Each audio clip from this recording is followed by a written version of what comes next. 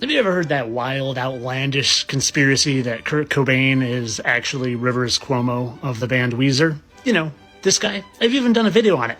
Well, when I did that video, I wasn't aware of a podcast that Rivers had done. A podcast that my subscriber Louise just happened to turn me on to. Why don't we have a listen?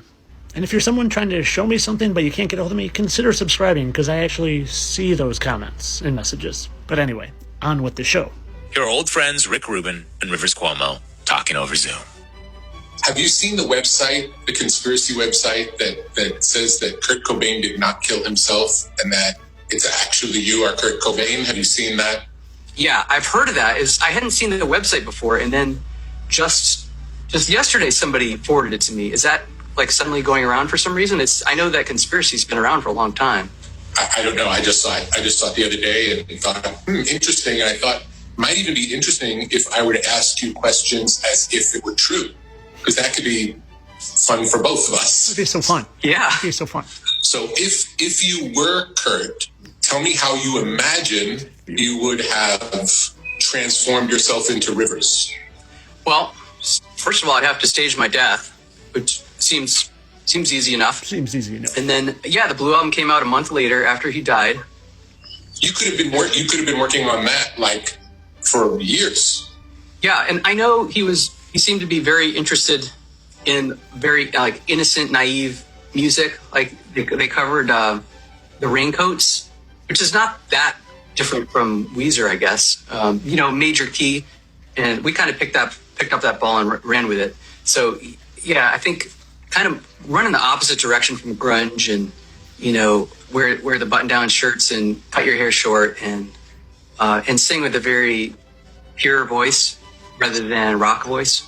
Yeah, it seems like that would be a nice if you were tired of being Kurt Cobain, this might be a nice career decision, like get away from all that madness, essentially cancel the past and start anew with none of the old pressure of being in this a band that changed the world, and where you could just have fun and write pop songs and enjoy yourself. Yeah, I guess the grass is always greener, but always greener. Man, I think for everyone outside of Nirvana, it seemed like he had it pretty good. Like that's what we all wanted, right? We want to be not only the band that's selling 10 gazillion records, but like the band that everyone knows, like they've revolutionized music and culture. They're always going to be that band. And the rest of us, we're just like little dwarfs kind of dancing around their heels. But it looks like it felt bad enough for him to either end his life or decide to become you, one of the two. Which is better? It's just different. Stylistically, did you have any in the transition from the songs you wrote for Nirvana versus the Weezer songs you wrote? Did you decide to like really clear the decks and think of it in a new way? I think it all came about because I changed my style of singing. Now, when I was singing with a very thick rock voice, so many overtones and all this distortion naturally in my vocal cords, I was able to sing one melody 4 times in a row. I just had to stop for a second. Do you really think these answers would just come so free-flowing to him? Just off the top of the head, he's just such a good liar. Well, he is such a good liar.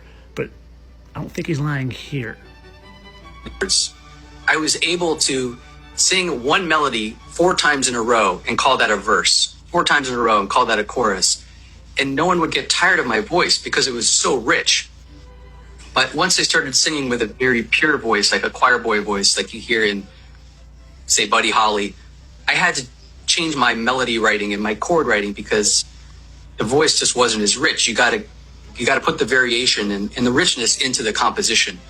So at that point, I started writing a lot more involved chord progressions and melodies.